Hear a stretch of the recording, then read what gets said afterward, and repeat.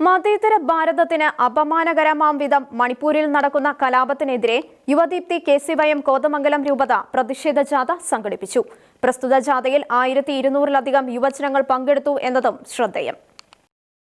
2.5 മാസത്തിലേറെയായി മണിപ്പൂരിൽ തുടരുന്ന കലാപത്തിൽ ഇരകളായവർക്ക് ഐക്യദാർഢ്യം പ്രഖ്യാപിച്ചും മണിപ്പൂരിൽ ക്രമസമാധാനം പുനഃസ്ഥാപിക്കുന്നതിനുമായി കേന്ദ്ര സംസ്ഥാന സർക്കാരുകൾ സത്വര നടപടികൾ സ്വീകരിക്കുന്നതിനുമാണ് കോതമംഗലം രൂപത യുവദീപ്തി KCYM സംഘടനയുടെ നേതൃത്വത്തിൽ 1200 യുവതി യുവാക്കൾ അണിനിരന്ന പ്രതിഷേധ ജാഥ നടത്തപ്പെട്ടത്.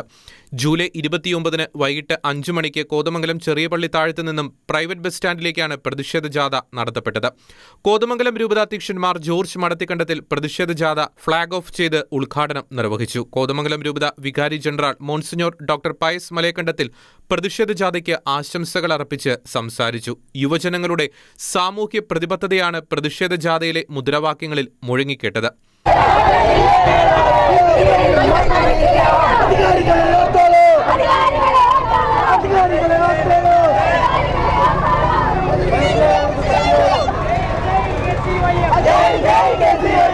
രൂപത പ്രസിഡന്റ് ജെറിൻ മംഗലത്തുകുന്നേൽ വിഷയാവതരണം നടത്തുകയും ജാഥ നയിക്കുകയും ചെയ്തു. തുടർന്ന് കത്തീഡ്രൽ ഇടവക വികാരി father Thomas Cheruparambil, Deepika general manager father Jino Punnamattathil, KCYM മുൻ സംസ്ഥാന പ്രസിഡന്റ് ദീപക് ചേർക്കോട്ട് എന്നിവർ ജാഥയെ അഭിസംബോധന ചെയ്ത് സംസാരിച്ചു.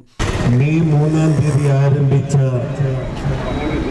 ഒരു കൊടും പാതകത്തിന്റെ പരമ്പരകള് ഇന്ത്യയുടെ വടക്കുകിഴക്കൻ സംസ്ഥാനത്ത് മണിപ്പൂരില് തുടർന്നുകൊണ്ടിരിക്കുന്നു എന്ന് വേദനാജനകമായ ഒരവസ്ഥയാണ് ഇന്ന് കോതമംഗലം രൂപതയിലെ യുവജനങ്ങളെ ഈ പ്രാർത്ഥനാ പ്രതിഷേധ പരിപാടി പങ്കെടുക്കാൻ നിർബന്ധിച്ചിരിക്കുന്നത്.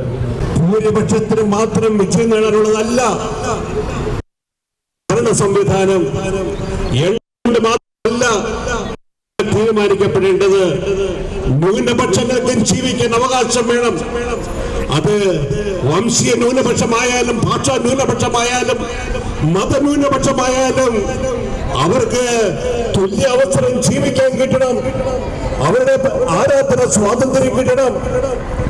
അവർക്ക് ഭയമില്ലാതെ ജീവിക്കാൻ കഴിയണം. ശരിയാണ്, മണിപ്പൂരില് 2 ഗോത്രങ്ങൾ തമ്മിൽ തല്ലി തർക്കങ്ങളുണ്ടായി. അത് മെയ്തി ആയിക്കോട്ടെ, കുക്കി ആയിക്കൊള്ളട്ടെ.